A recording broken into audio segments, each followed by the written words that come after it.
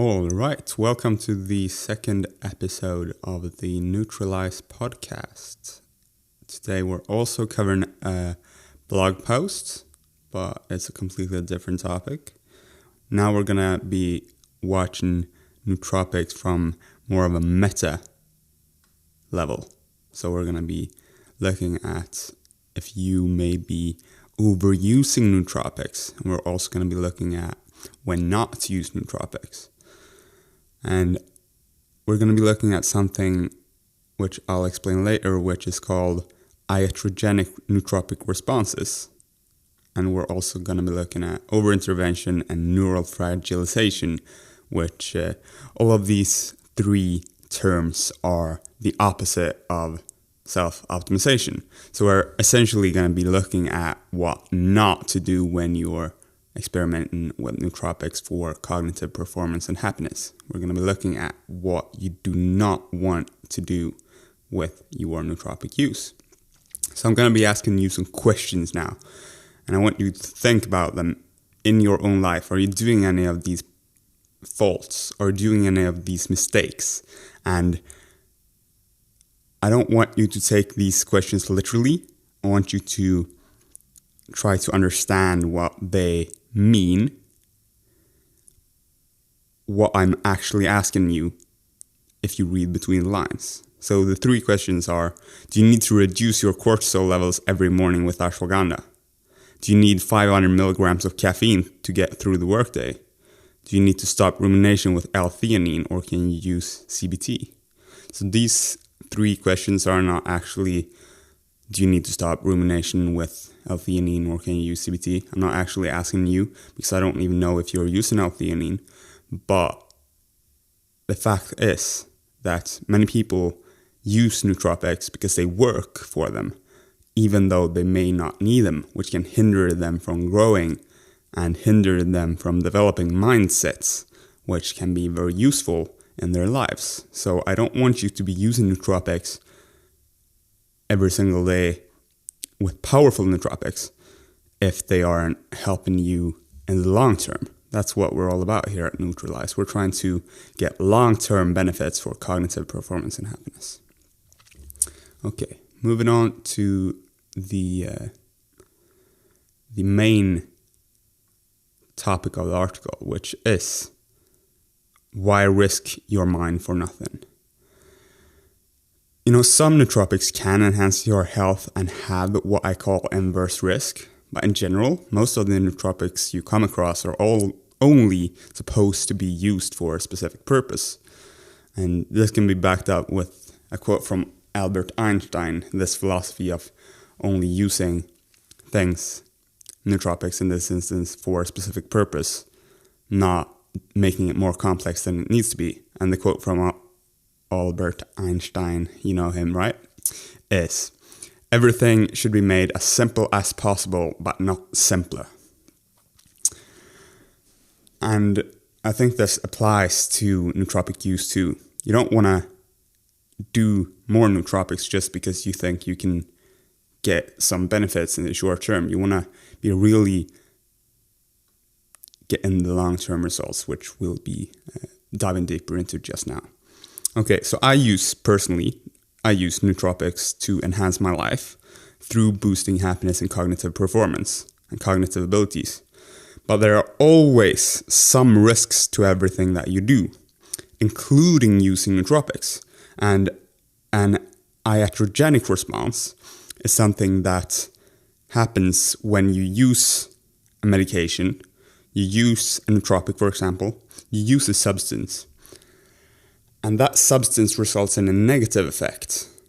So you didn't used to have a problem, but now because you used this substance, this nootropic, in our case, you have a problem in your life. And that's an iatrogenic response. And if you intervene when there's no problem or room for optimization, you're doing yourself a disservice. Because if you don't have any room for optimization, and you just believe that you can benefit probably in the short term, which many people do, then you're doing yourself a disservice because you're not giving yourself the best probabilities of succeeding over the long term, which is what we're trying to do with our self-optimization process. So over-intervention is a trap that you can easily fall into if you get excited about the results you get from certain nootropics. But I want you to let your self-optimization take time and to use nootropics safely. I want you to systematically experiment to evolve your use over time. And I want you to only use nootropics when you've got a deliberate purpose of your consumption, whether it be to understand the effects of a compound or to integrate it into your daily or context-dependent stack. This way, you'll remain in control of the results, and that provides you with a headspace that allows for mindful metacognition, and probably you will have the ability to evolve over time, and your results will become better over time, and you will benefit over time from the uncertainty of the future instead of fearing the future because it's just getting worse because you're constantly boosting your short-term results without boosting the long-term results. And there is a big difference between the different nootropics that we do have available. And to illustrate this, I'll go to the extremes of what people have defined as nootropics. And the safest and the riskiest of all nootropics are, I'd say, blueberries and methylphenidate. So it's essentially a berry versus a hard drug, in my opinion. And I would never touch methylphenidate because of the side effects. But with that said, I can see why some people do. It is one of the most effective cognitive enhancers out there. And if you have a test in a week and need a cognitive boost, I can see how using it for a week would help you in your life in the long term. But I'd definitely never use it because of the side effects, and I want the long-term results. And I think that the long-term results of methylphenidate are very negative, not optimizing myself, I'm risking my long-term cognitive abilities and happiness by using methylphenidate in the short term, which is not what we're trying to do. So here are some bad reasons to use nootropics and what I think you should do instead. So number one is that you're excited to improve your life. And this is way too abstract. You need to get specific. What is it that you're trying to improve in your life? From there, from that context, you can move on to solve your problems and optimize your cognitive functions or well-being. Another bad reason to use nootropics is to get high. As I've said so many times in this podcast episode, I don't want you to use nootropics for short-term rewards. I want you to use them for self-optimization in the long term. And I want you to get high on life instead and raise your baseline mood so that you don't want to escape your mind, which is what you're doing when you're getting high. Another bad reason to use nootropics is because you want to get instant results. Instead, I want you to get long-term results. We've already covered this a lot. The fourth reason for not using the fourth bad reason for using nootropics that many people use nootropics for is because they've heard good stuff about a nootropic. And this isn't sufficient evidence for anyone, I think. It shouldn't be to start experimenting with that nootropic. You have to make some effort to get an own opinion on the research and whether it'll probably help you with your specific goals in your life and your specific problems that you have that you want to solve. But if you do have some cognitive problems and some problems with well-being, I think that nootropics are an incredible opportunity to level that playing field between the people who are cognitively impaired and those who are cognitively at their peaks. And the reason for this is that nootropics work the best in people who have deficits in cognitive function. So when a person has a problem, especially if it is immediate, nootropic use can be a good solution. But of course, there are definitely some mental health problems that you should go to a doctor with ASAP as soon as possible. But for those who want to optimize their lives with nootropics, I think it's important to know that nootropic use is a game of probabilities, risks, and rewards. Blueberries have rewards and essentially no risks. It has an inverse risk, in my opinion, and that is it is safer to use it in reasonable doses than to not use it. I believe that long-term anti-fragilization instead of fragilization is the way to go for most people in most situations. Because, your brain is fragile, and biohacking is an opportunity to make it anti-fragile, or at least robust, to stressors. You can alter the way your body works so that you can have better ability to adapt to stressors in your environment. For example, by using adaptogens, because they are the perfect way of adapting to stressors. That's what they're for. But there's really no escaping the fact that how you treat yourself in terms of biochemical inputs matters for how you experience reality. And the difference between the two nootropics on the extremes of the spectrum, so methylphenidate and blueberries, is that in the long term, blueberries strengthen the brain and methylphenidate weakens it. And everyone biohacks. Some people are very bad at it because they aren't aware that it is what they're doing. But everyone does biohack. It's not like you're not eating and it matters what you're eating. It's not like you're not sleeping and it matters how well you're sleeping and how much you're sleeping.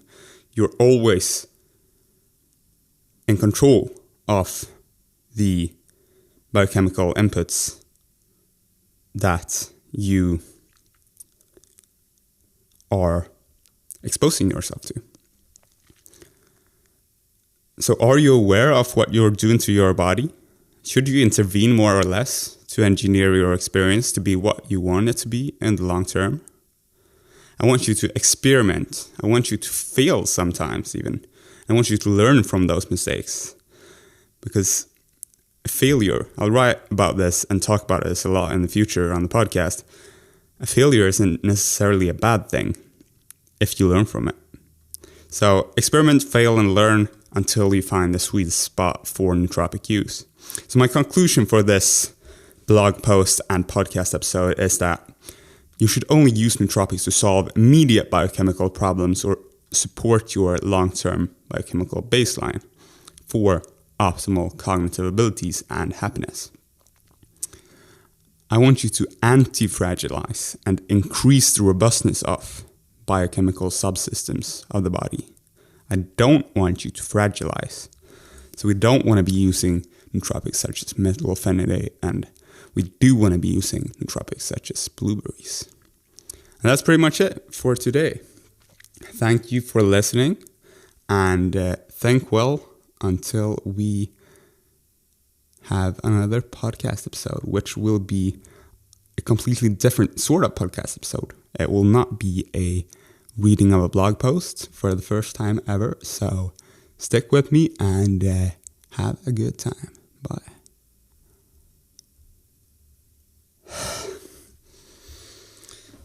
Shit happens. Anxiousness and stress, especially when it's induced by caffeine or other stimulating nootropics.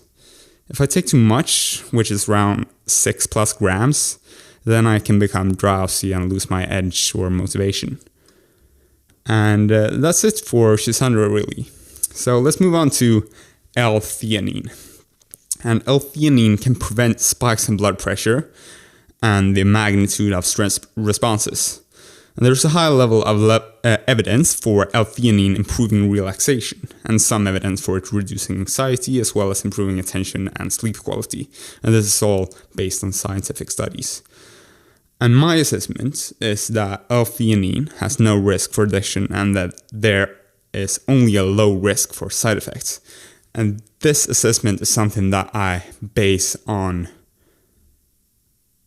the science as I understand it. And that is the case for all of these nootropics that I mentioned when I do assessments of the risk for addiction and the risk for side effects. So don't take it for a fact, take it for what it is, my assessment. I try to understand this and understand the science as good as I can, as well as I can. But of course, the brain, as we know, is not a very good tool for modeling the world. Of course, it's the best tool in a sense that we have, but it's full of biases and it's highly inaccurate at times. So don't take my assessment for a fact. Moving on to my use of L-theanine, I use 50 to 400 milligrams of L-theanine on occasion for reducing stress and increasing relaxation. And I think that works well. Especially if you combine it with caffeine, it's a great method for getting into calm but focused and alert state of mind. So if you combine the two, which is probably the most used nootropic stack ever, those two combined, then you'll get into a focused and alert state of mind. I think. I do that. I get into a calm and focused and alert state of mind. And I know that a lot of other people get into such a state of mind too. Probably go around 200 milligrams of caffeine and 300 milligrams of L-theanine, or 200 milligrams of L-theanine and 100 milligrams of caffeine, depending on your tolerance and stimulant tolerance in general, I'd say. And the biggest problem that many people have from using L-theanine is drowsiness. So if you find through self-experimentation that this is not a problem for you, then I think that you should settle for the smallest dose with the desired effects. You'll not build a tolerance to L-theanine, so if you find a way of using it for reducing stress, you can continue to use it forever unless you start noticing side effects. And that's it for L-theanine. So let's move on to ashwagandha. So the science of ashwagandha is that it quite reliably reduces anxiety and stress, and it's a herb. It's also an adaptogenic herb, so it helps you control stress, helps you adapt to stress. And the mechanism by which ashwagandha works is probably mainly by lowering cortisol in the human central nervous system. And I'm backing this claim up by a quotation from a scientific study where 300 milligrams of an ashwagandha extract, which was full spectrum for 60 days in persons with chronic mental stress, was able to improve all tested parameters and reduced serum cortisol by 27.9%. So given ashwagandha, 300 milligrams, that's not a very high dose even, for 60 days to these persons with chronic mental stress, improved all tested parameters.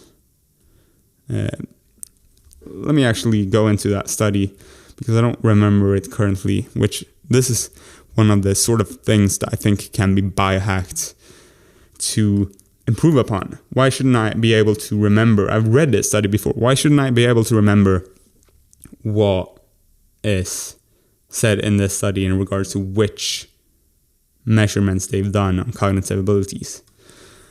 I think I should be able to remember that, and I'm probably not in the perfect state for memory recall as I'm a bit stressed right now in comparison with how I usually am.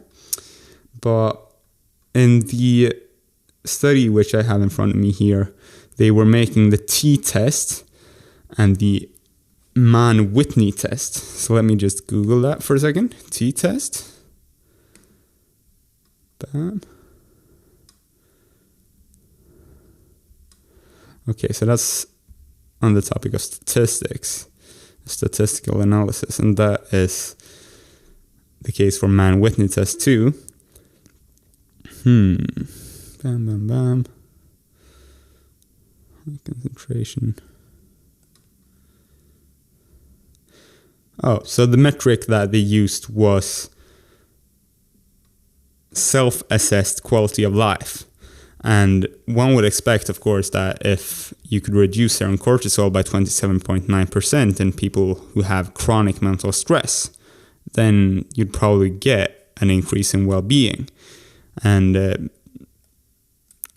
in my personal experience, that has been the case too, that the decrease in cortisol, of course, I can say with certainty that I've experienced a decrease of cortisol. You can't really have that level of self-insight, but I can suspect that my levels of cortisol have decreased when I've used ashwagandha, because they have the extracts that I've used have given me a state of relaxation, which has also increased my well-being.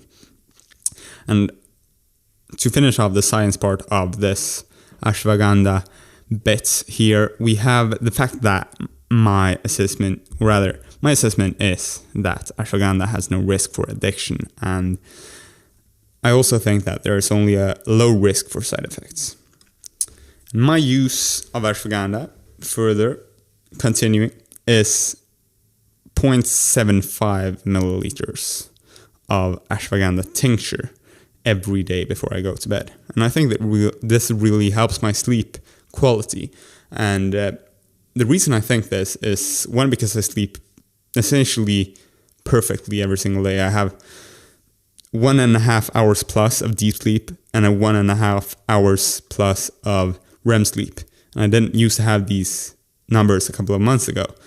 But since I started tracking my sleep with the Oura Ring, I've also started experimenting with different methods of increasing my numbers for deep sleep and REM sleep, which help you both recuperate physically, which is mainly what happens when you sleep in deep sleep, and mentally, or rather, your intelligence regarding concepts and semantics and how things relate to each other, and your learning is consolidated into your memory when you are dreaming, which is your REM sleep, rapid eye movement sleep. So, I, through self-experimentation and tracking through the Oura Ring, which is a ring which measures your heart rate variability and pulse when you sleep, among other things, I think, through those methods of experimenting with ashwagandha, I think that it has helped me improve my quality of sleep, which is what I mainly use it for. But when I use it during the day, I think that it does help me with my well-being and my levels of stress to reduce them. And if I take a high dose of ashwagandha, I feel very relaxed, but I do not lose any cognitive functions, except for the slightly lessened alertness that the relaxation results in. So I can still think, I can still write, I can still socialize, I can still meditate at peak levels when I have used ashwagandha. But I wouldn't recommend it necessarily for doing deep work, as it does slightly lessen your alertness and your energy and motivation. In smaller doses, I think it can increase your motivation because you're feeling more well, and fatigue and lack of energy and motivation is really the antithesis of well-being. So improving well-being will also help you feel more motivated, at least in my experience. They're very connected in my experience. So, moving on to the next one, rhodiola rosea. The science of rhodiola rosea is that it reduces fatigue and depression while increasing cognition and subjective well-being. It is also neuroprotective and improves the function of the immune system. And in regards to stress, and specifically life stress symptoms, which is what they have studied in the study that I have a quotation from, rhodiola extract at a dose of 200 milligram twice daily for 4 weeks is safe and effective in improving life stress symptoms to a clinically relevant degree. And my assessment of the science is that rhodiola rosea has no risk for addiction and that there's only a low risk for side effects. My use of rhodiola rosea is 175 to 400 milligrams every now and then in the morning if I want to amp up my cognition during the day to come. So that's essentially if I want to think a lot about what I am experiencing. So if I take rhodiola in the morning, then especially during the evening, I will be thinking a lot more about what I'm doing. I'll actually be thinking more, having more thoughts on the things that I'm putting inside of my consciousness, the things that I am experiencing. So, if I want to amp up my cognition during the day, then I use rhodiola in the morning. And I experience slightly lower levels of relaxation, but almost never stress when I have taken rhodiola rosea. I'm never mentally or physically fatigued at all during days when using rhodiola. And it's a great nootropic for me, really, because it even raises my mood a bit. And there's some variation between people as to how well rhodiola rosea works, which is true for all adaptogens, essentially. But I think that this is one of the ones of the adaptogens that will probably work for most people. I definitely think that you should try this one out as one of the first nootropics if you are new to nootropics. But I expect not all users will experience a constant high level of energy that I feel when taking it. And I think that you should also note that there are many nootropics that can help you with de-stressing and relaxing, and I've only chosen the ones with low risk profile. But they can still have a significant positive impact on your life, I think. And as I said earlier in the introduction of this covering of this blog post, mindfulness is crucial for de-stressing and relaxing. And I've written a couple of other articles on mindfulness, which I highly recommend you look into after this if you want to further understand how to engineer your experience. And they are the titles, that is, You're Non-Existent and God, Why Mindfulness is Helpful. And in this article, I really cover the philosophy of why mindfulness is, one, true, why it is really given you more of an objective, both more of an objective and subjective lens of reality at the same time, in a sense, because you're getting more of a lucid view of the world, because you're not constantly inside of your ego and reacting to everything that is happening. You can cease doing and acting for a slight while and start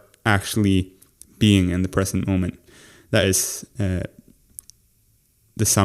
very short summarized version of that article. And the second article on mindfulness is how to practice mindfulness. And in this article, I cover 3 steps to consistently practice mindfulness the right way. And to know which 3 steps are the ones that you need for mindfulness practice, I think that you should read that article.